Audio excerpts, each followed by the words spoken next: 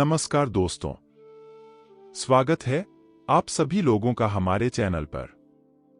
दोस्तों, यदि आप जीवन में कुछ नया सीखने का चाह रखते हैं तो चैनल को जरूर सब्सक्राइब करिएगा। हर कोई यह चाहता है कि दिन के शुरू होने के साथ ही उनके ऊपर माँ लक्ष्मी की कृपा बनी रहे, ताकि जीवन का हर एक दिन सुख सुविधा और बिना कोई बड़ी परेशानी के साथ बीते। सुबह सुबह मन में सकारात्मक ऊर्जा पैदा करने के लिए और माँ लक्ष्मी को प्रसन्न करने के लिए कुछ उपाय के बारे में बताया गया है। अगर इन उपायों का अपनाया जाए तो पूरा दिन अच्छे से बीतता है। दोस्तों, एक बार ऐसा हुआ कि भगवान विष्णु जी शेषनाग बैठे हुए थे। वहां बैठे बैठे वो बोर हो गए। तभी उनको विचार आया कि क्यों ना मैं धरती पर घूमकर आऊं। वैसे भी बहुत साल हो गए मुझे धरती पर घूमे हुए। और वे धरती पर जाने की तैयारी में लग गए। अपने स्वामी को तैयारी करता देखकर माता लक्ष्मी माँ ने पूछा, स्वामी, आज सुबह सुबह आप कहाँ जाने की तैयारी कर रहे हैं? विष्णु जी ने कहा, हे लक्ष्मी, मैं धरती लोक पर घूमने की तैयारी कर रहा हूँ। कुछ समय सोचकर माता लक्ष्मी माँ ने अपने स्वामी से कहा, हे देव, मैं भी आपके साथ चल सकती हूँ क्या? भगवान विष्णु कुछ समय के लिए चुप हुए और 2 पल सोचा, फिर कहा, हाँ देवी, तुम हमारे साथ चल सकती हो, लेकिन एक शर्त पर। तुम धरती पर पहुंचकर उत्तर दिशा की ओर बिल्कुल मत देखना।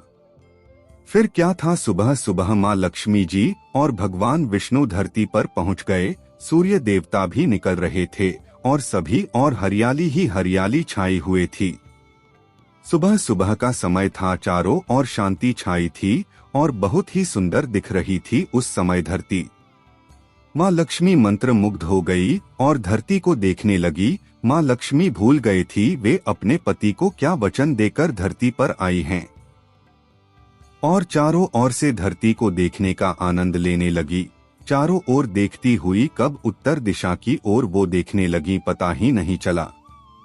जब माँ लक्ष्मी को पता चला कि उनसे भूल हुए है तो उन्होंने भगवान विष्णु से अपनी इस भूल की माफी मांगी। तो भगवान विष्णु जी ने कहा कि तुमने जो भूल आज की है उसकी सजा तो तुम्हें जरूर मिलेगी। जिस माली के खेत से तुमने बिना उसके पूछे फूल तोड़ा है, यह एक प्रकार की चोरी है। इसलिए अब तुमको अगले 3 साल तक उस माली के घर में नौकर बनकर रहना होगा। उसके बाद ही मैं तुम्हें बैकुंठ में वापस बुलाऊंगा।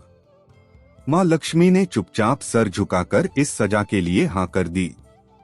और फिर माँ लक्ष्मी एक साधारण गरीब औरत का रूप धारण कर लिया। उसके बाद उस खेत के मालिक के घर गई। उस खेत के मालिक का नाम माधव था। माधव की बीवी, 2 बेटे और 3 बेटियां थी। सभी लोग उस छोटे से खेत में पूरा दिन काम करके किसी तरह अपने घर का गुजारा करते थे।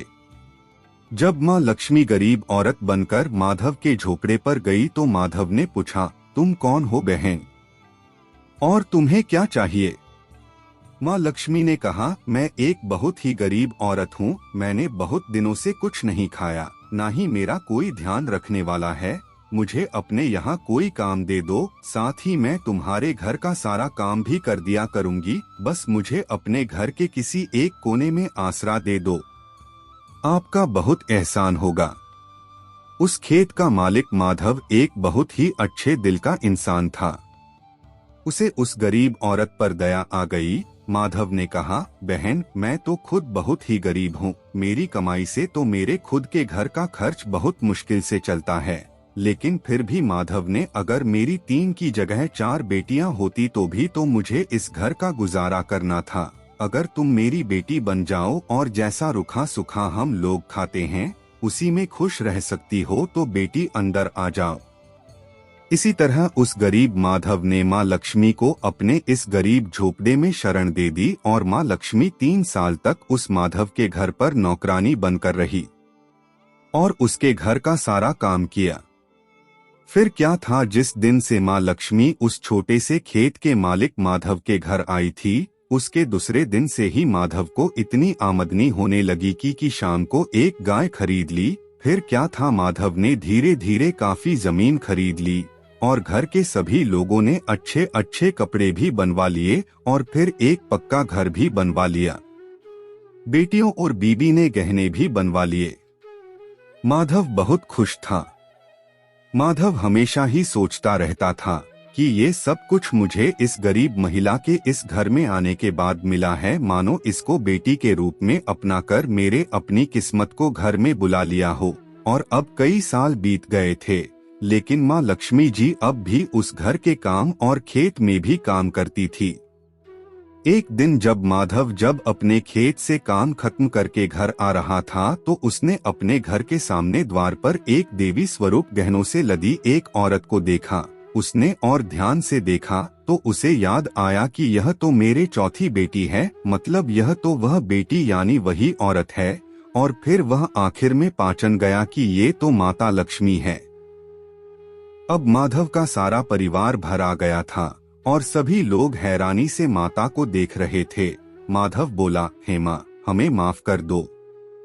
मैंने आपसे अनजाने में ही अपने घर के सारे काम और खेत में काम करवाया। हे माँ, यह कैसा पाप हो गया। माँ, हम सबको माफ कर दो।